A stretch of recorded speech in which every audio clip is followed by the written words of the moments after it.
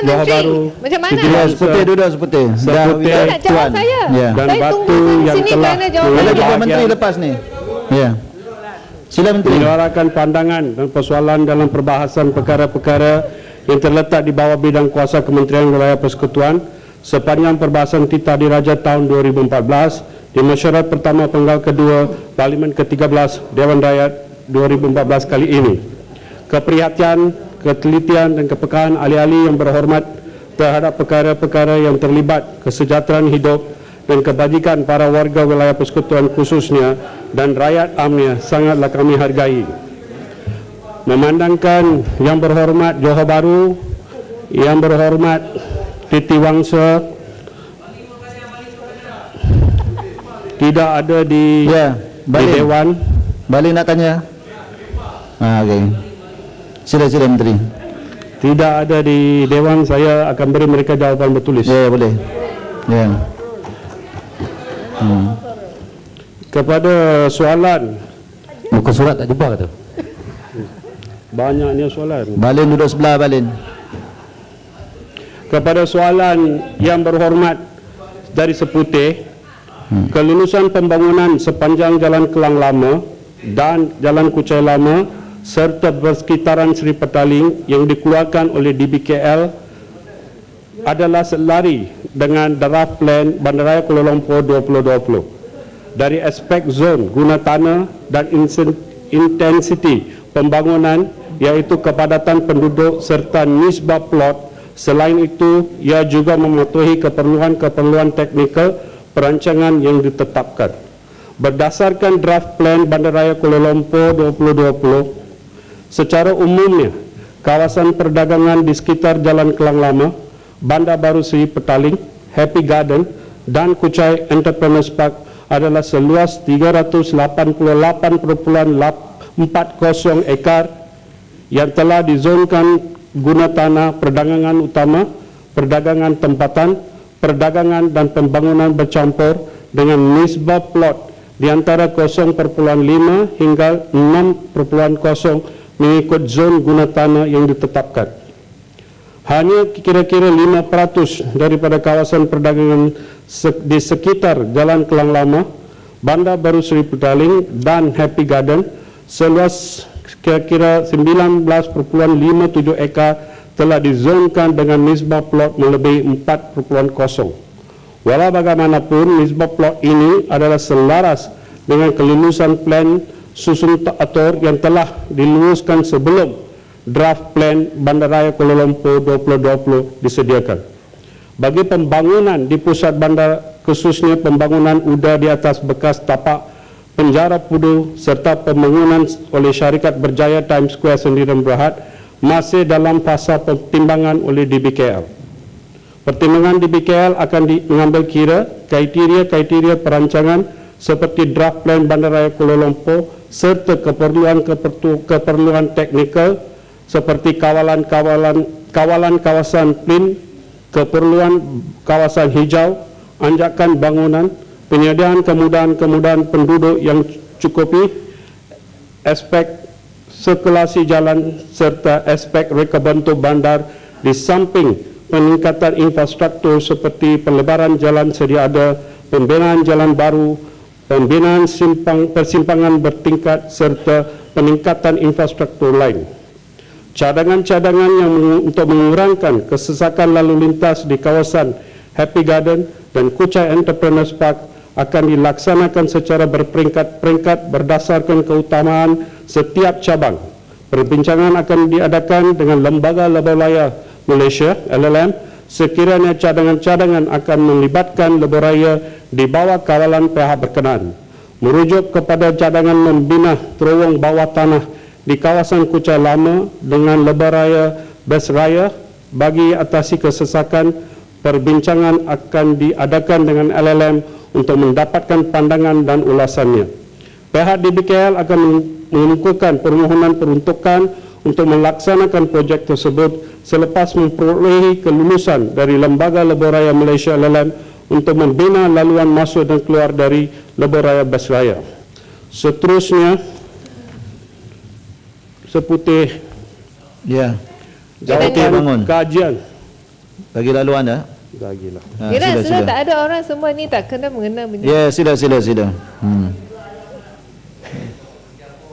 Muhammad Timbalan Menteri, soalan saya ialah, pertama ialah, adakah itu KL draft plan sudah pun diwatakan? Kalau belum diwata, apa yang dicadangkan itu cadangan saja yang dan adalah perlu bagi DBKL, khususnya mereka di bahagian perancangan, turun padang, lihat keadaan sendiri. Tak boleh jadikan kawasan saya sekarang ini sudah pun begitu sesak di kawasan saya ni. Jangan buat lagi bangunan yang dengan density yang begitu tinggi. Saya dah buat bising banyak kali sehingga saya kena pergi jemput traffic consultant buat satu laporan traffic consultancy report, dan sudah 1 tahun lebih tau pun tidak dilaksanakan, tidak dipandang dengan serius. Jadi itu saya sangat tidak puas hati lah. Jadi saya rasa Yang Berhormat Menteri, Timbalan Menteri dan mereka yang bertanggungjawab atas bahagian perancangan bandar haruslah turun padang. Jangan lulus semua projek di dalam OSC begitu saja. Macam di Selangor, apa yang saya lihat macam di Majlis Perbandaran Subang Jaya, MPPJ, dan mereka ada kaunselor, ahli majlis. Dan ahli majlis selalunya kalau mereka membenarkan meluluskan satu projek dengan density yang tinggi itu diadakan, mereka ada tetapkan banyak syarat, termasuk buat jejantas ke atau apa-apa untuk meredakan keadaan trafik yang begitu sesak ni. Bagi saya, kalau saya nak bandingkan keadaan local council di Selangor dan juga DBKL, bagi saya DBKL macam tak ada standard tau. Suka-suka luluskan satu projek yang dengan density yang tinggi. Biar saya buat bising-bising, lepas tu tak ada apa-apa tindakan diambil. Jadi saya nak jemputlah Yang Berhormat Timbalan Menteri. Sekarang cakap macam ni, kamu lihat saya, pandang saya, lepas tu OSC lulus lagi. Pergi ke kawasan saya tengok, pukul 10 malam pun boleh datang. Lihat betapa jam dekat kawasan saya. Tak ada LRT station, bas tidak melalui banyak kawasan banyak jalan di kawasan parlimen saya. Dan tetapi bahagian perancangan DBKL luluskan semua bangunan dengan density tinggi. Macam mana perancangan DBKL tu? Kita ada EPU, ada Idris Jarrah pergi mengadakan banyak cadangan buat LRT, MRT dekat sana sini. Tapi kalau semua itu tidak ada di kawasan yang DBKL nak luluskan dengan bangunan dengan density yang tinggi, jangan buatlah di kawasan seperti ini. Buat di kawasan yang berdekatan, yang mana ada LRT station, MRT station dan sebagainya. Luluskan density tinggi, ini justifiable. Seperti dah berucap ni. Ya memang geram. Saya duduk di kawasan saya, pagi-pagi tak boleh keluar dari rumah saya. Jadi isu dia Yang Berhormat Menteri, jalan jam. Ya.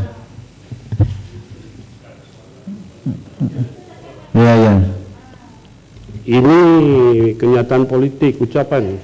Mana saya boleh nak jawab kenyataan politik? Terlalu marah DBKL kata ini kata itu, tapi mana cadangan? Mana sudah cadangan? Ada buat cadangan? Mana? Bagi kat siapa? Yang Berhormat tak tahu saja. Yalah, tak apalah, bagilah. Semua ni sudah saya buat sebelum pilihan raya lepas saya sudah buat traffic consultant. Kakak dulu. Saya bagi tahu. Kalau ada cadangan tak Yang Berhormat Menteri, bagilah. jangan sebut kakak ya. Yang Berhormat Seputih, minta maaf Tan Sri Speaker. Yang Berhormat Seputih, kalau ada cadangan diberi, tindakan tak diambil, saya minta beri pada saya ataupun Yang Berhormat Menteri sendiri.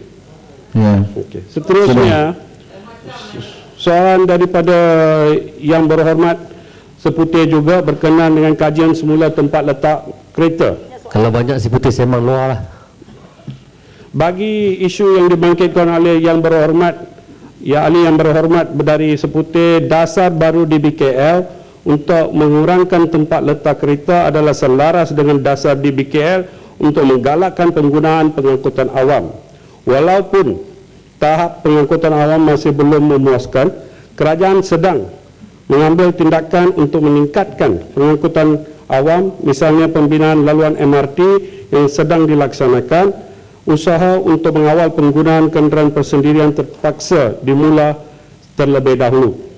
Dasar piawaian tempat letak kereta dalam pusat bandar DBKL telah dipindah pada 4 hari bulan Oktober 2013 berdasarkan kajian yang dijalankan oleh bahagian kejuruteraan lalu lintas DBKL yang mendapati pada ketika itu kenderaan yang masuk ke pusat bandar telah bertambah dari semasa ke semasa. Kajian ini juga mendapati nisbah bilangan penduduk bandar yang menggunakan pengangkutan awam masih rendah berbanding dengan pengguna kenderaan persendirian, iaitu hanya di sekitar 90% sahaja. Keadaan ini jauh daripada jangkaan yang ditetapkan, iaitu 45%, dengan mengambil kira ketiga-tiga laluan MRT yang akan siap digunakan. Oleh yang demikian, sebagai salah satu langkah untuk menghalang penggunaan kenderaan persendirian yang masuk ke pusat bandar, maka kaedah baru diperkenalkan. Minta penjelasan. Saya nak Lagilah saya habis. Saya nak jumpa yang berhormat lah, besok pagi datang ke pusat khidmat. Betul. Duduk. Menteri tak bagi laluan dulu. Dia nak habiskan. Betul dia bagi. Habis saya habis dulu. Bagi. Sabar sikit. Okey, selepas berengan ini. Ya. Tengok kacau sampai saya tahu mana saya baca pun. Dengan memurahkan kemudahan tempat letak kereta di pusat bandar, dijangkakan mod penduduk bandar akan bertukar kepada penggunaan pengangkutan awam. Langkah ini juga merupakan langkah permulaan untuk menggalakkan penggunaan pengangkutan awam bagi memasuki pusat bandar. Okey, sejauh ya. Terima kasih Yang Berhormat Timbalan Menteri. Ya. Tadi Yang Berhormat sebut tentang Jalan Kelang Lama, tersebut Happy Garden, sebut Kuchai Entrepreneurs Park. Ini semua kawasan saya. Saya nak jemput Yang Berhormat besok pagi datang ke kawasan saya. Kita sama-sama tunggu bas di bus stop sana. Tengok ada bas melalui tempat itu ataupun Kalau macam tu Yang Berhormat tak payah bagi jawapan, terus pergi pagi besok. Bukan yang ini betul. Ya. Yang ini betul. Kenapa saya sebut macam ini tahu? Ya. Kerana mereka DBKL akan kurangkan tempat letak kereta di semua projek baru di pusat bandar Kuala Lumpur. Jadi mereka ada satu anggapan, oh kita ada MRT, LRT dalam 3 tahun yang akan datang. Masalahnya ialah di banyak kawasan memang bas pun tidak lalu. Jadi kalau DBKL mahu penduduk di kawasan saya pergi ke DBKL nak cari pegawai, tak ada tempat letak kereta. Jadi macam mana? Saya rasa DBKL dengan dasar seperti ini hanya menyusahkan penduduk dan membayar cukai di Kuala Lumpur saja. Dan ini yang poin saya nak ambilkan. Kalau kita semua kita punya connectivity di seluruh Lembah Kelang itu tidak lengkap, DBKL tidak harus luluskan ini. Ini bagi saya hanya pro kepada developer, pro kepada pemaju saja. Mereka happy, tak perlu buat lebih banyak tempat letak kereta dalam bangunan mereka. Jadi ini memang tidak adil lah bagi ramai penduduk. Bila kita letak di tepi jalan, fine. Sekarang saya letak di hadapan pejabat saya terima saman dari polis, saman dari DBKL. Macam mana gini ni? Kita bayar cukai dengan cukai pintu yang lebih tinggi kepada DBKL, kita sendiri yang susah. Kerana semua dasar diluruskan oleh OSC, oleh pihak DBKL ni memang tidak adil kepada penduduk di pusat bandar Kuala Lumpur. Saya yang berhormat yang semua duduk di pusat bandar Kuala Lumpur haruslah sokong pandangan saya. Kalau tak ada kereta, macam mana datang ke parlimen? Betul tak? Tak macam itu London, parlimen di UK, kita pergi dengan jalan kaki, betul? Dengan train, LRT, MRT, boleh sampai. Sini macam mana? Yang Berhormat Menteri dah faham tu. Yang Berhormat Seputih, cadangan Yang Berhormat Seputih itu saya terima. Saya akan datang, bukan esok pagi, tapi satu hari ini saya akan call. Saya akan datang. Tapi pada masa yang sama, kerajaan ada tanggungjawab memastikan rakyat selesa, maupun di kawasan pembangkang maupun di kawasan barisan. Kita perlu menentukan bahawa kita ada satu dasar yang akan membantu semua rakyat. Atas dasar-dasar itu kita membelanjakan duit rakyat kepada mereka, mengadakan infrastruktur yang lebih baik, kita adakan pengangkutan awam yang lebih baik, kita mempertingkatkan semua ini. Beri kita masa untuk jalankan dasar-dasar ini. Saya nak sambung sekarang dasar ini tidak mesra pada rakyat. Dasar kucak kacil, dasar yang nampaknya tak ada planning, oleh bandar-bandar utama di dunia seperti Singapura dan Hong Kong bagi mengurangkan penggunaan kenderaan persendirian masuk ke pusat bandar. Bagi tapak-tapak bangunan yang berada di stesen rail, penyediaan tempat letak kereta diberikan pengurangan bagi mencapai matlamat pengurangan penggunaan kenderaan persendirian di pusat bandar. Dengan ini, penggunaan rail dapat digunakan sepenuhnya. Bagi kawasan di luar pusat bandar, kadar piawaian kiraan tempat letak kereta masih menggunakan piawaian yang sedia ada. Malahan unit-unit kediaman diwajibkan menyediakan sekurang-kurang setiap unit satu tempat letak kereta dengan 10% untuk pelawat berbanding kadar kiraan dahulu bagi rumah kos rendah. Setiap 4 unit rumah hanya disyaratkan satu tempat letak kereta. Kemudahan MRT, LRT juga dipertingkatkan oleh DBKL dengan menyediakan kemudahan laluan berbumbung bersambungan dari bangunan sehingga ke stesen MRT, LRT berhampiran. Manakala di kawasan luar pusat bandar pula telah disediakan park and ride dengan izin untuk memudahkan penggunaan bergerak ke pusat bandar menggunakan pengangkutan awam.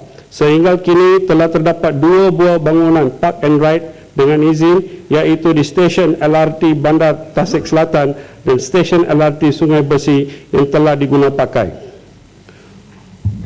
Soalan yang berikutnya adalah untuk Yang Berhormat Batu. Untuk makluman yang ahli yang berhormat dari Batu, masalah setinggan Kampung Railway telah diselesaikan dengan pemindahan pemindahan pada tarikh 26 hari bulan Disember 2013. Setinggan yang terlibat di dalam projek pembangunan tersebut melibatkan 4 kumpulan utama, iaitu kumpulan A, 13 keluarga telah berpindah ke rumah panjang jenjang pada tahun 1994. Kumpulan B, 18 keluarga telah berpindah ke PPR Taman Wayu pada tahun 2010. Kumpulan C, 122 keluarga yang masih ditapak sehingga Disember 2013. Kumpulan D, 30 keluarga yang membawa kes ke mahkamah dan kalah yang masih ditapak. Untuk operasi pembersihan tapak yang berlangsung pada 26 hari bulan Disember, mereka yang terlibat adalah kumpulan C dan D. Penduduk setinggan kumpulan C telah diberi tawaran seperti berikut. Penduduk yang telah terlibat menerima subsidi pengangkutan sebanyak 18,000 setiap keluarga. Penduduk ditawarkan pembelian rumah kos rendah yang dibina di tapak asal dengan tawaran harga 42,000. Penduduk ditawarkan mendiami rumah PPR DBKL sehingga projek kos rendah siap dibina yang dijangka siap dalam tempoh 3 tahun. Penempatan penyerahan PPR PA DBKL telah ditawarkan yang ditawarkan ialah PPR Bukit Jalil, PPR Wayu, PPR Beringin, PPR Batu Muda, PPR Intan Baiduri dan Perumahan Awam Sri Kelantan. Walau bagaimanapun, kumpulan D yang berjumlah 30 keluarga yang kalah di mahkamah tetap diberi perhatian oleh Kerajaan Barisan Nasional dan mereka diberi kemudahan seperti berikut. Kemudahan menyewa PPR dan penawaran membeli rumah mampu milik di atas tapak asal. Kumpulan A dan B juga akan ditawarkan pembelian rumah kos rendah dengan harga 42,000 di tapak projek. Untuk pengetahuan ahli yang berhormat Batu, masalah setinggan Kampung Railway telah selesai dan pihak pemaju akan melaksanakan projek pembinaan rumah kos rendah dan rumah mampu milik dalam tempoh 3 tahun. Ya, Yang Berhormat Batu bangun. Sedikit saya sudah. Hanya nak dapatkan sedikit penjelasan. Pertama sekali, kumpulan-kumpulan ini bila ke surat tawaran untuk beli rumah kos rendah dan mampu milik ini akan dikeluarkan, dan juga saya ingin tahu sama ada sebab di kalangan mereka ada yang layak dapat sagu hati atau pangpasan, ada yang tidak layak. Saya ingin dapat pengesahan kelayakan itu adalah berasas kepada apakah asas mereka layak atau tidak. Akhir sekali ialah sama ada saya boleh dapat jaminan daripada Timbalan Menteri, sama ada dia dapat pampasan atau tidak, sama ada semua di antara mereka diberi tawaran untuk beli rumah kos rendah atau mampu milik. Terima kasih Datuk Yang Di-Pertua, terima kasih Yang Berhormat Batu.